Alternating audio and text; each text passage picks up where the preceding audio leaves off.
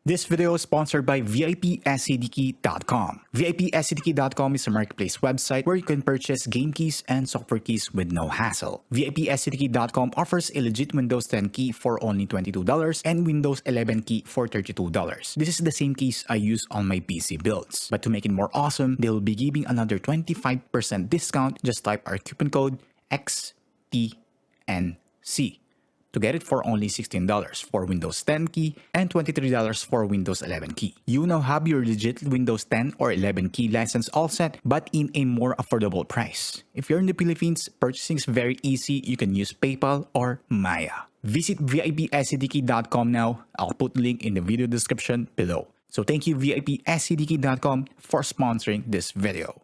High refresh rate gaming monitors are becoming more affordable and marami na rin ang gusto maka-experience ng battery smooth 1080p gaming na hindi ganun kasakit sa bulsa. Usually for this segment, may gaming PC build ka na nasa around 30 to 50,000 peso range. And now, you're looking for a monitor to match. So here's a gaming monitor na 1080p at 200Hz na, only at 7,699 pesos. The Gigabyte GS25F2 gaming monitor. So quick disclaimer, Gigabyte sent us this sample for us to review. However, Gigabyte did not influence the video's editorial content. Let's first discuss what's inside the box. You'll find some documentation like the quick start guide and the warranty card, a power cable, an HDMI 2.0 cable, cable holder to be attached as a stand, and the monitor itself.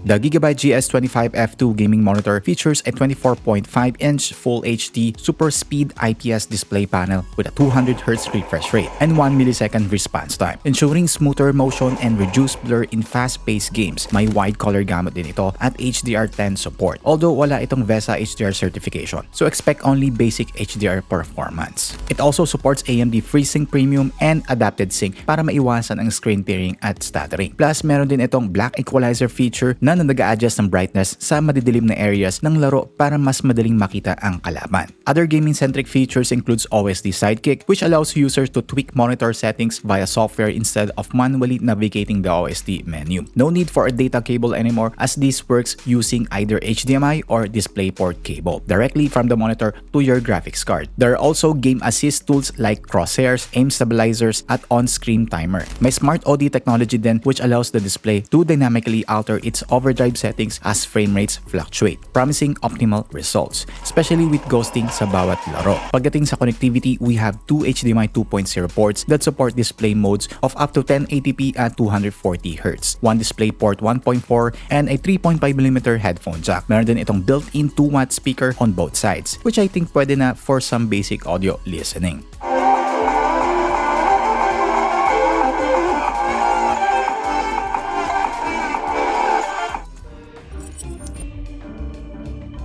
Sa design, very minimalistic ang approach ng GS25F2.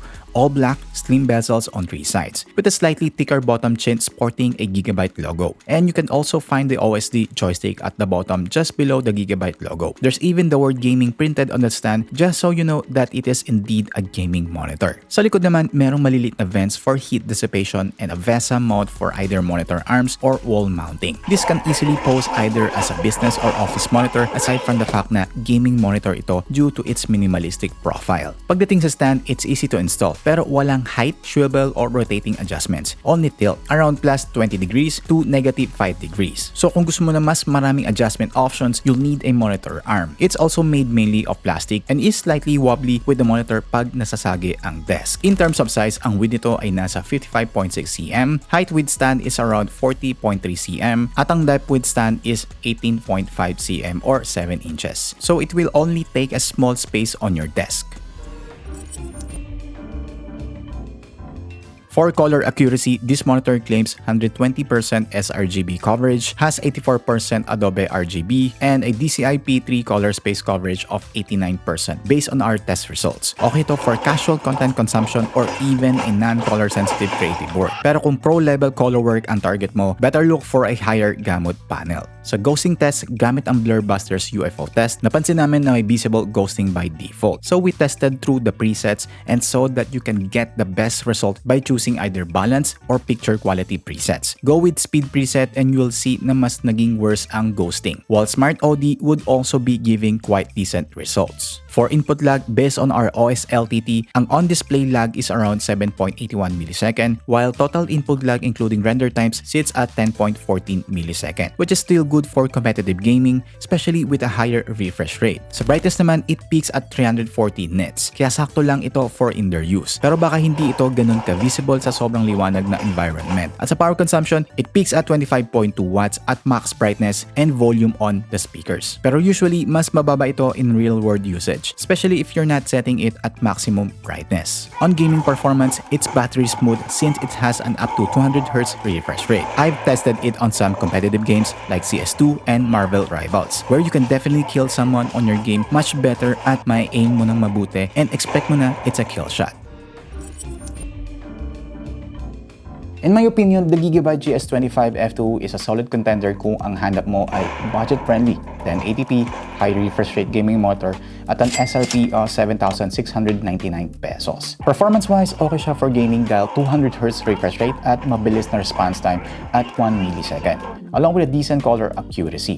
If you're into competitive gaming, the low input lag and high refresh rate will definitely help, as well as its gaming-centric features. And some for cons, medyo limited ang adjustability ng stand nito, requiring you to have a monitor arm or another VESA-capable stand, and walang kasamang DisplayPort cable at the box. So kung okay ka sa limited adjustability ng stand, pero priority mo is having a capable gaming monitor with a solid performance at affordable considering the price, and if you're going to compare this with the similar spec displays from other brands, I think sobrang sulit na option ang Gigabyte GS25F2 para sa iyong budget to mid-range gaming setup. If ever man na may magtatanong sa akin ngayon, pag magpapa-build ng gaming PC with a budget of around 30 to 50,000 pesos, siguro isa na ito sa top monitor on the list na i-recommend ko.